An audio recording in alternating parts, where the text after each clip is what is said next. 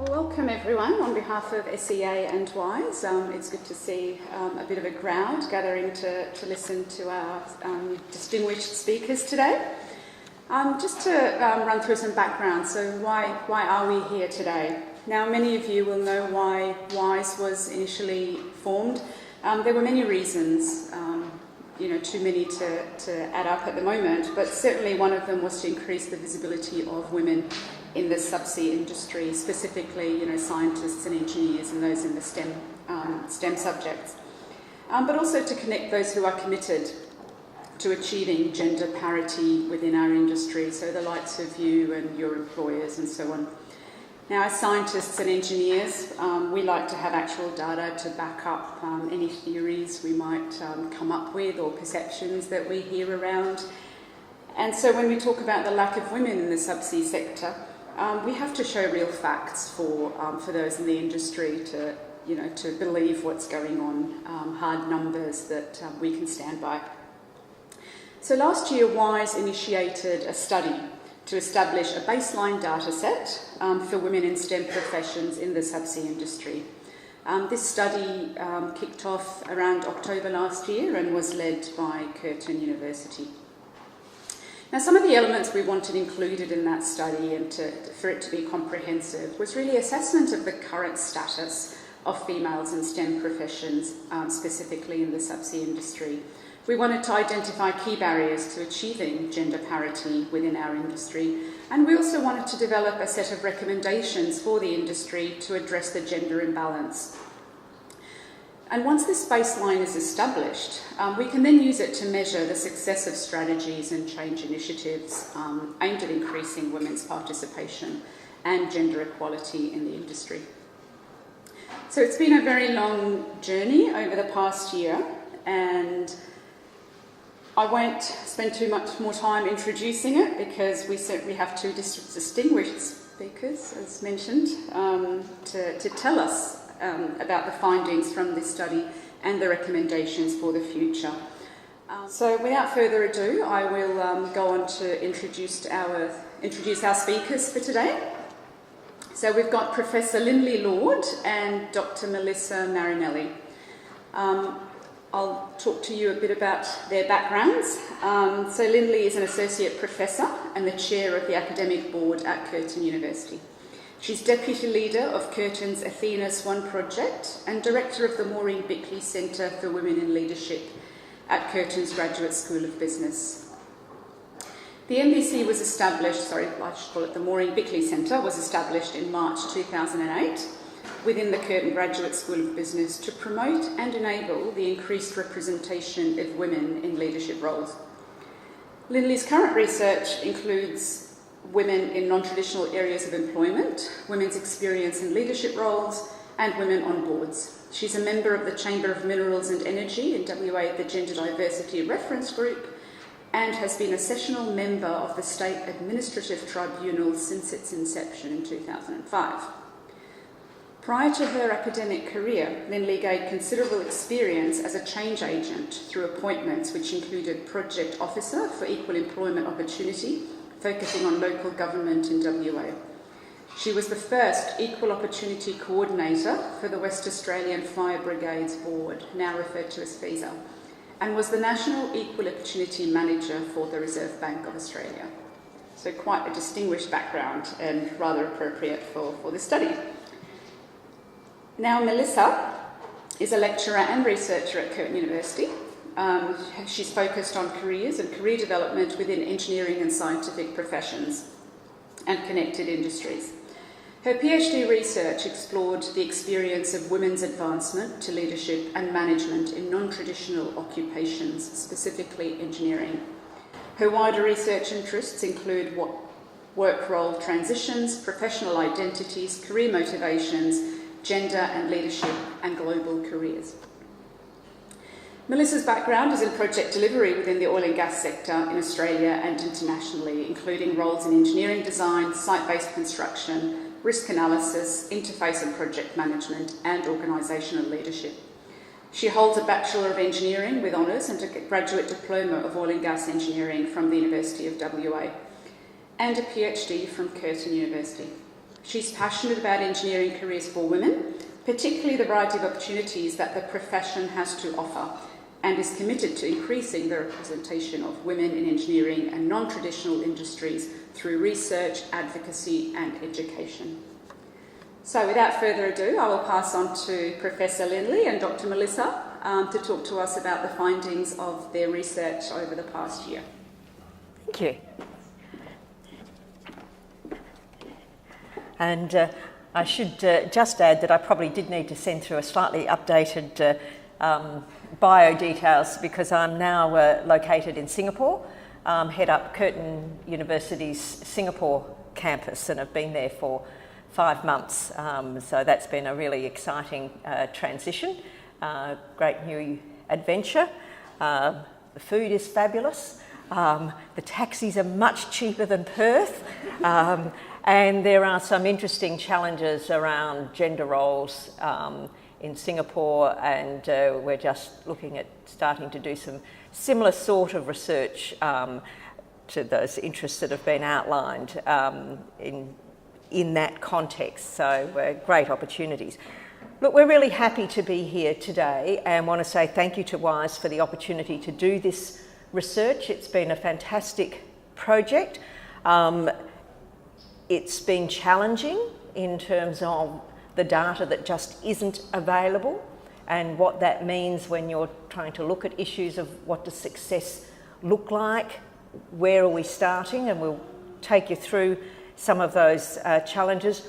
And then, yes, some suggestions for action that we think that come from both the research that's already been undertaken by others and your feedback to us through the focus groups that we ran late last year and earlier this year. Some of you will have seen parts of the presentation of these results, so you may be familiar with those, but we're really happy to be sharing them with you. So, you know, as you've heard, the research was initiated by WISE, and it was around that establishing the baseline data set for women in non-traditional professions in the industry in WA, and to look at what some of the strategies that others have been using to increase women's participation and what those measures of success look like and what would be applicable to the subsea sector. So what we did was we did a desktop review of the data and statistics, so used the available data sets that we had. We did a focused review of the literature. We looked at government and industry reports, some of the strategies that have been identified, not just for the subsea sector, but broadly across women in STEM professions. If we felt that was a bit, wasn't getting us deep enough, we looked more broadly at women's careers. So trying to get a real sense of what's working, what's not. And we gathered your experiences. You told us about what life was like in the subsea sector. What, in terms of the research and statistics, I'm going to hand over to Melissa in a moment in terms of taking you through some of that data, but just some of the sources that we used. You can see what we drew from. And all of these databases have advantages and disadvantages in terms of the data sets that they provide. Some of them is the lack of detail, being able to get down to the subsea sector.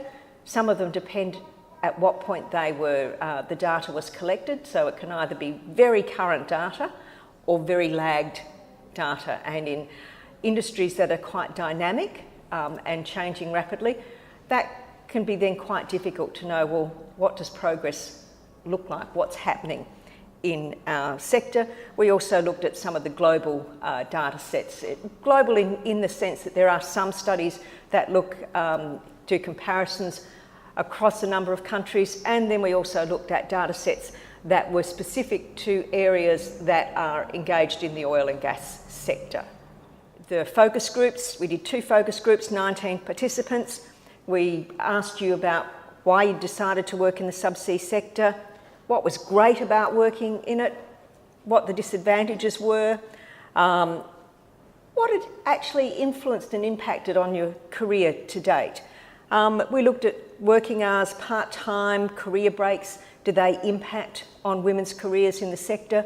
And we asked you, well, what can the sector do to attract more women? Because your experience is invaluable in informing those strategies. So basically what we'll talk to you in the rest of the presentation is about the statistics, so that what we have learned about the sector more broadly, and why we haven't been able to drill right down into the subsea sector. Melissa's going to talk to you about that. I'll then talk to you about what some of that current research that has been done that we looked at, what's that telling us about women in the STEM fields, and then again share with you the feedback from you in the focus groups. So I'm going to hand over to Melissa, who'll talk a little bit more about that data profile. Thanks, Linley. Hi, everyone.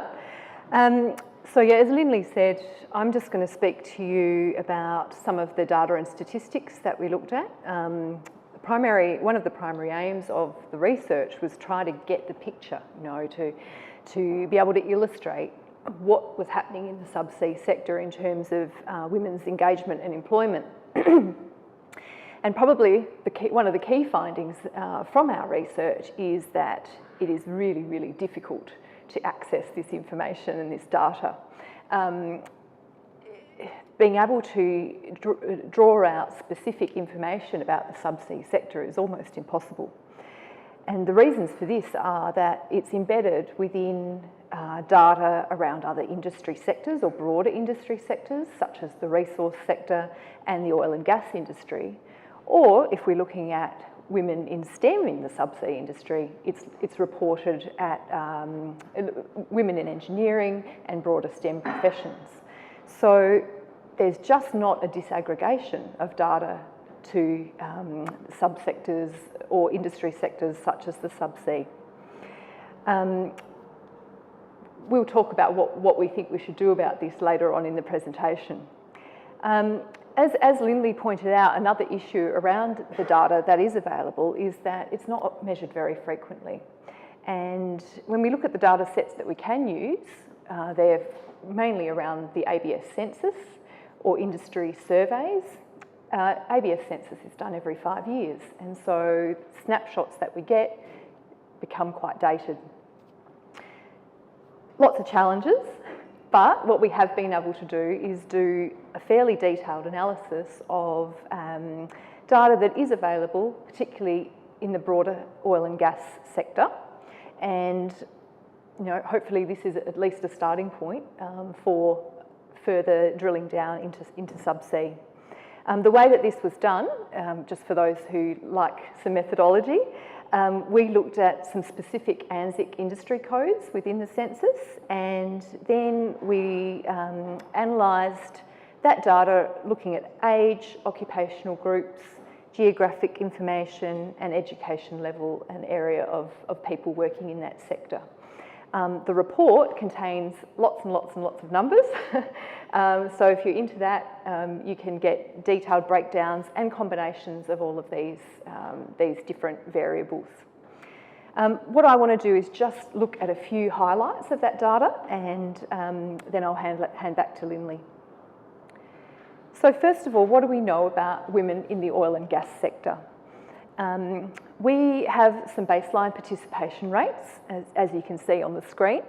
At the top of the screen, we have Western Australia and we have Australia, and then we have some international comparisons here for you. So if we look at Western Australia, a couple of different ways of reporting or different sources. The participation rate of women is above 25% in the broader oil and gas sector, depending on who's measuring. We were particularly interested in the oil and gas extraction subsector, and we thought that was most closely aligned to the subsea industry. In Australia, more the broader industry across the country, it's similar, but a little less than within Western Australia. And then if we look internationally, some quite stark contrasts, but we have to be careful about what we're comparing. So If we're looking at just offshore workforce, which is something that's measured in the UK and Norway in that North Sea area, you can see that there are very, very, very few women working there. Norway, possibly comparable to the Australian industry, quite a high representation of women, over 25%. Canada and the US, a little lower. So you can see where Australia sits within that global situation, the global industry. I thought it would be interesting to have a look at what are the women doing in this industry. And so this chart is giving us a high-level breakdown of the types of roles that women in oil and gas within Australia work in. And we can see that almost half of them are categorised as a professional. We have a high number of clerical and administrative workers, which is not surprising, and a decent proportion of managers. Given that we're interested in women in STEM and engineering, the professional group is really what we're looking at. And I've found it very interesting to find that actually the top profession within that group is engineers. So if we look at all of the women in the professionals group, almost a quarter of them hold an engineering role. Then we have accounting, human resources, we might not be surprised by that, and then geology and geophysics in terms of numbers.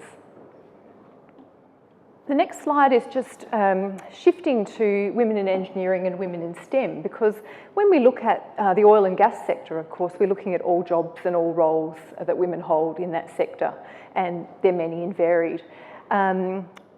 Engineering and STEM careers, a slightly different picture. And we have to remember that this is across all different industries within Australia and globally, so not specific to oil and gas. They could be working in defence, automation, infrastructure. But lower proportions, really. We've got Australia at the... sorry, we've got two groups of data here. The top is around women in STEM professions, so that would include some of the natural sciences, engineering, and also information technology, computing. Higher representation of women there. If we just look at engineers, Australia is very similar to the rest of the world, rest of the developed world, we should say. The USA, the UK and Canada, we're sitting somewhere between 10 and 15% of women in engineering careers. I just wanted to share a few highlights of the data, and as I said, the report contains a lot of detail, but there were some really interesting trends that I thought would be worth highlighting to you. In a previous project, we'd looked at the 2011 census data, and in this project, we had the opportunity to look at 2016, and there were some differences between the two within the oil and gas sector in Australia. So just a couple of highlights. If we look at the age profile of women in the oil and gas sector, what we've seen is actually an ageing of the population, if you like, or a drop-off of young women. So proportion of women under 30 years working in the sector has decreased notably, and that's in Western Australia and also nationally. There are reasons for this that we could conject. One of them could be linked to point 2, which is around the change in occupations. And what we see between that 2011 and 2016 data points is that the occupation of clerical and administrative roles has decreased quite notably. And my thinking on this was around some economic market fluctuation. As we know, the industry goes through ups and downs, and many of these jobs have disappeared. I thought that it was an interesting point that even though we are looking at women in STEM and what we can do to increase the number of women in those areas, there is this other group of women that are quite vulnerable to market fluctuations and availability of work. In terms of geography or geographic location, it might not be a surprise that Western Australia has the largest oil and gas workforce.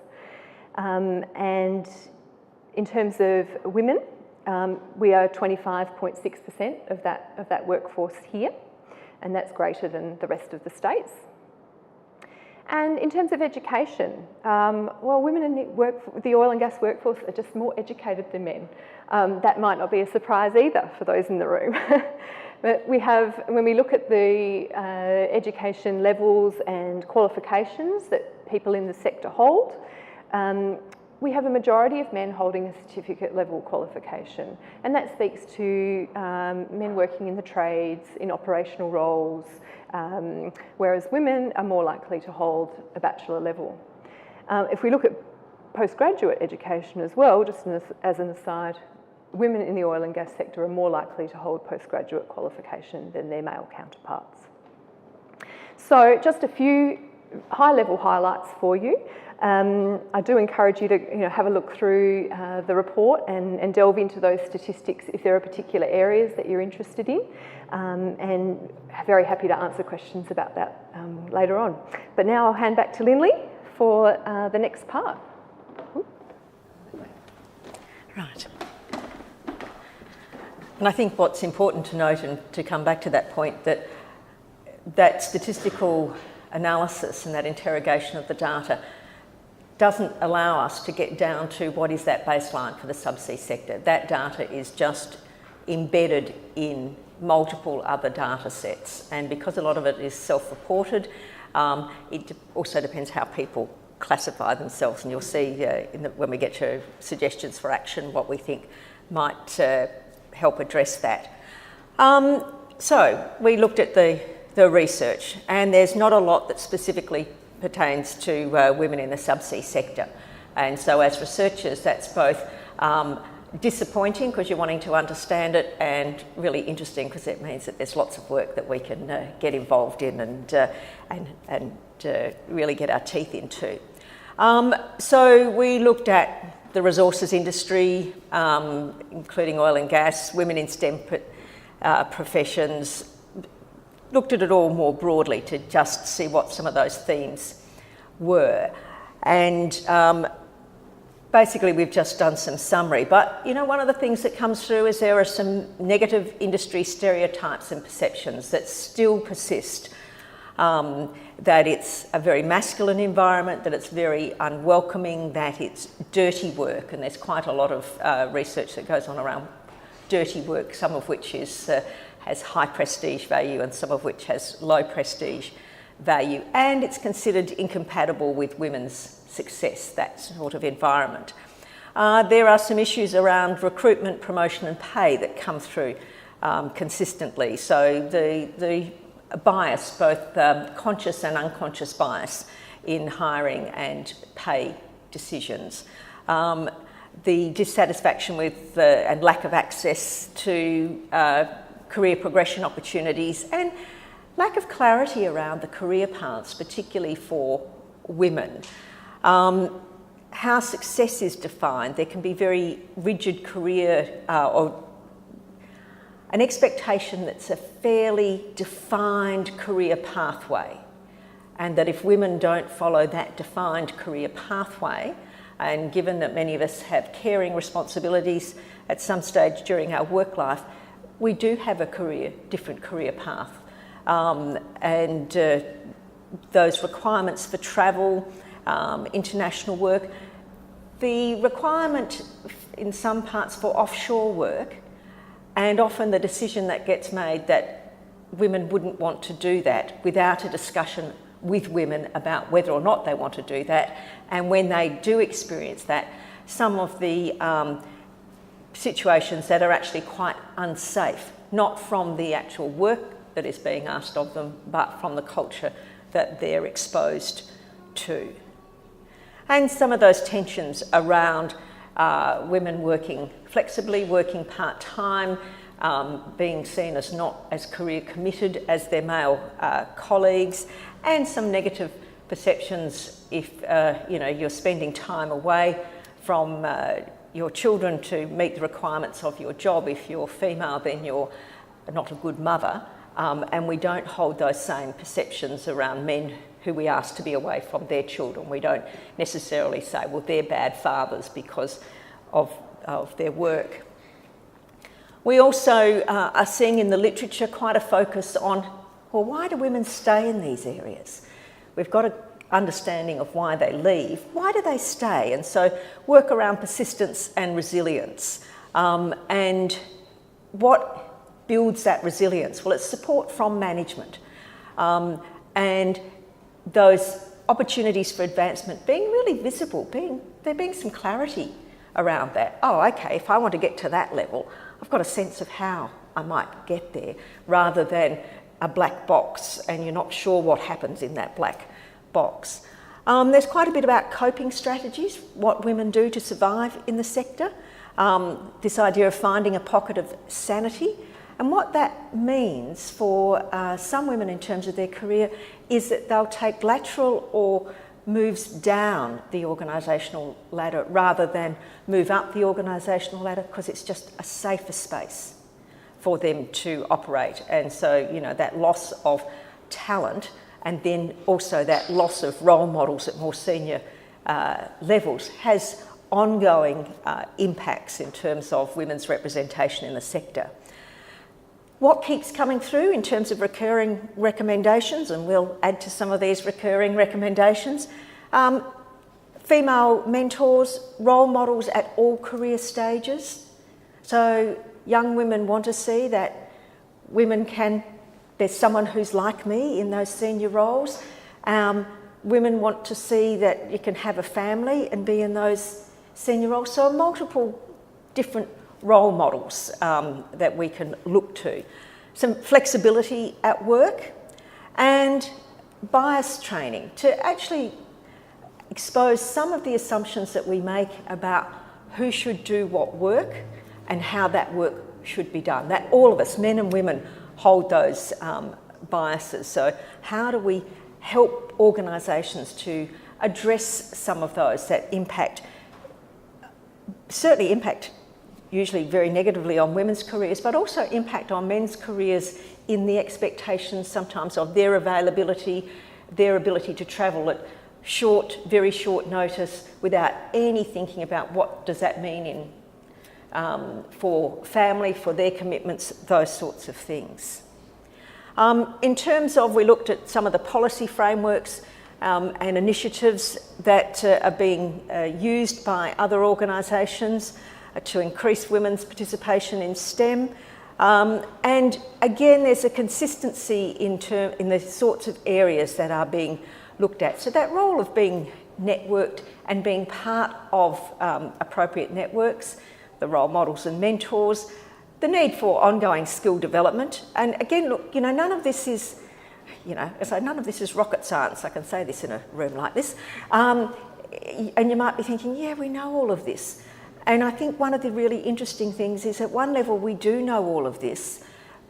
What we have a challenge with is how we're using or not using this knowledge to address the issue that we've identified. And I mean that issue more broadly about the lack of women in STEM. So, if you're sitting there thinking like, yeah, I know all of this, yes, I think we do know most of it. It's what are we going to do with this knowledge that becomes really critical. In terms of policy frameworks and initiatives, there's often a focus on what information do we provide to organisations to help them make that shift, what resources can be provided, and that recognition, awards and publicity of initiatives. So Chamber of Minerals and Energy Women in Resources Awards is a really good example, and how that's progressed over time to include awards for companies that are really working to make a difference for women in their organisation. So then if we move on to the focus groups, and there were a lot of positives about why you have chosen to work in the subsea sector and what keeps you there. Where we identified issues that were of concern, they were fairly common to really women in the STEM professions. So why choose it? It's cutting edge, it's exciting, there's new challenges. So, things like being able to travel, it's a job that can take you to different places. The money is good. we often make that assumption that women aren't motivated by money. There's different motivations, but actually most of us quite like being paid well. And if we look at the gender pay gap data, women don't often get paid as well as their male counterparts. So going into an area that pays well does have some attractions. But what came through really strongly to us in this part of the discussion was the excitement of the work, that it was at the cutting edge. There was a real, that challenge, that innovation, that ability to really, use your head to solve interesting, different problems, were what held the women that we spoke to in the sector. And another interesting thing, that working with people from all over the globe. So that real diversity of teams in action, different perspectives, looking at how do we solve problems. But there were some negatives. That there can be frequent travel, and that can be at short notice. That's very difficult if you've got other responsibilities. The project deadlines, which suddenly you're working very, very long hours with little respite. The challenging work environments, and often when that's done in relation to women in the resources sector, there's a perception, in my view, that people think it's because it's remote, and it's much more around the culture that the women are being asked to work in. In other work we've done, it can be the lack of safety, the fact that there's not locks on the doors of the accommodation, that women are warned not to go to certain sites because their safety can't be guaranteed. Those sorts of stories, which I think are alarming and something that just has to be addressed. For some of the women, just having to prove your credibility every day just is wearing. It really wears you down. And it can be a boys' club, and that can be a pretty political boys' club. What helped build what you told us helped build your career? Having a good manager. Obviously, the reverse of that is what gets in the way of your career is having a manager who's not so good. But professional relationships, support from your significant other, in terms of some of those demands of the career, working really hard and saying yes to opportunities. So being prepared to, there's plenty of research that say, particularly around applying for jobs, that women will wait till they can tick all of the points on the selection criteria. Men are much more inclined to treat that as optional extras in terms of the, what they can do. So men will apply at around 40%. Give it a go, you never know what might happen. Women wait till they're 110%, and then they're often overqualified for that role and get overlooked. What got in the way? A bad manager can hold you back, and women will then leave that employer or perhaps leave the sector. And just those work and family responsibilities. They can be fairly difficult when you look at some of the other structural supports that, if you like, sit outside the sector. The lack of access to childcare outside of, yes, they might open at 6 a.m. or 7 a.m. and then they close at 6 p.m, the childcare centres. If you're on shift work or away for a period of time, how do you manage some of those sorts of things? So let's get into what we might do about all of this and then open it up for discussion. Well, clearly there's a need to develop an industry-led data collection instrument to capture comprehensive and sector-specific data sets. It's pretty hard to know if you're making improvement if you don't know where you're starting from. And so whilst we can measure changes in the broader STEM sector, if you want to look at the subsea sector, then you're going to have to get data for the subsea sector.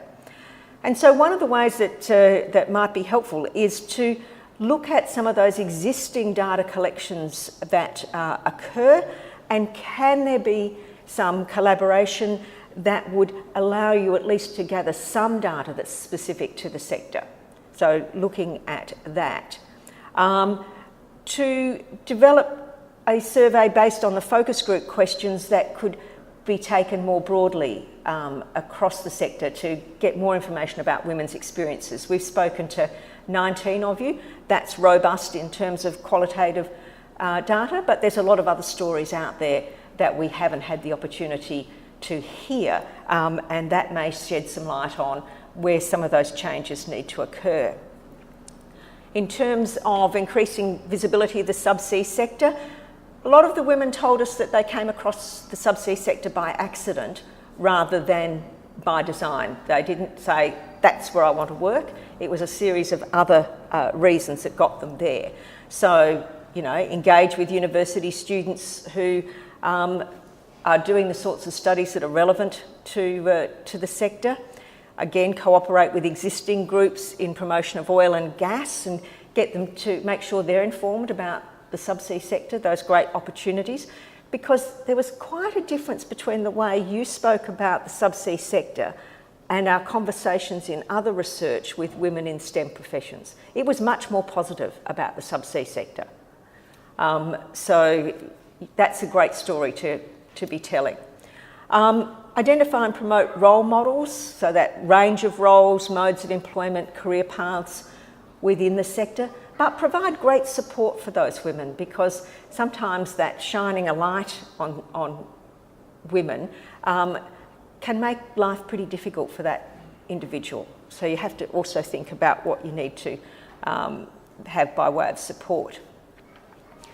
Look at the policies and practices through a gender lens. What that means is, where are the biases? What are the assumptions that we're making around the way this work should be done? Are there patterns of difference between men and women's employment, and what does that mean? If a woman works part-time for a period of her career, does the penalty have to stay with her for the whole of her career?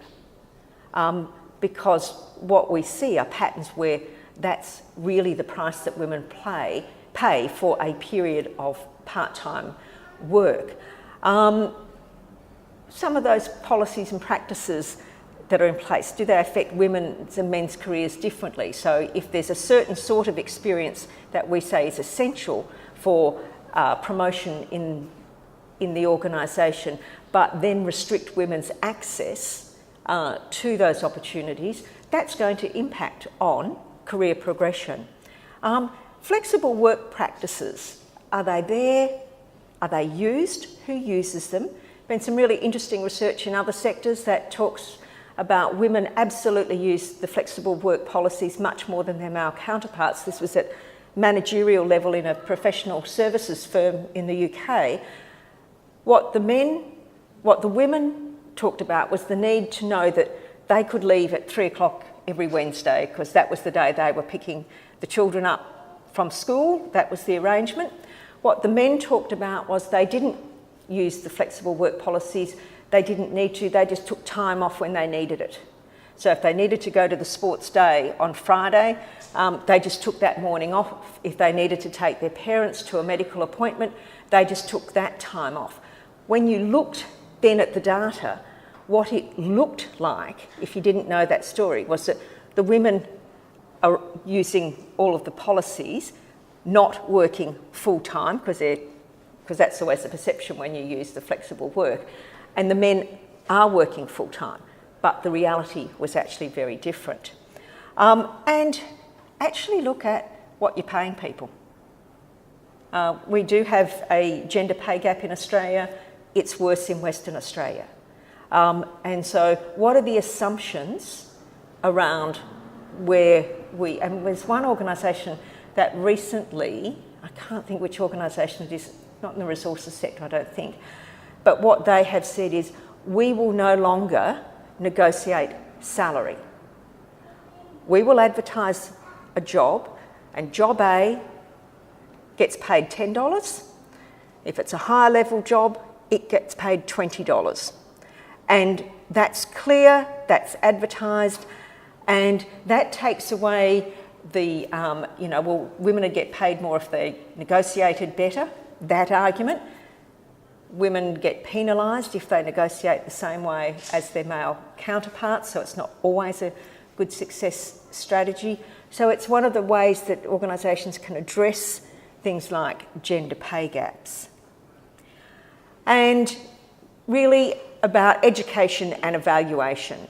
And so making sure that the message is consistent around why diversity is of value to the business, why it's important as a manager that you understand these issues. It's not what you personally believe, but what is your organisational responsibility as a manager in managing a diverse workforce. Actually linking diversity performance to KPIs. We have KPIs, performance targets, performance agreements around a whole range of practices in our organisations. Think safety as a really good example, but we often see commitment to diversity and gender diversity as an optional extra. It's a managerial responsibility, so embed it in that part of the practice.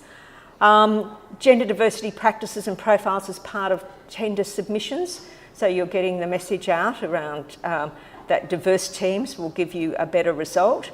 And look at initiatives that specifically address the gendered culture within the sector rather than those that really look at fixing the women. So what are the structural impediments? And as I've said on more than one occasion, women have been fixed enough. We're actually okay. It's what's happening in our structures in our organisations that are giving us these differential impacts in terms of career outcomes, pay outcomes, those sorts of things. What do we need to do? So I'm going to leave it there and open it up for any questions or comments that you've got, and we will do our best to answer those.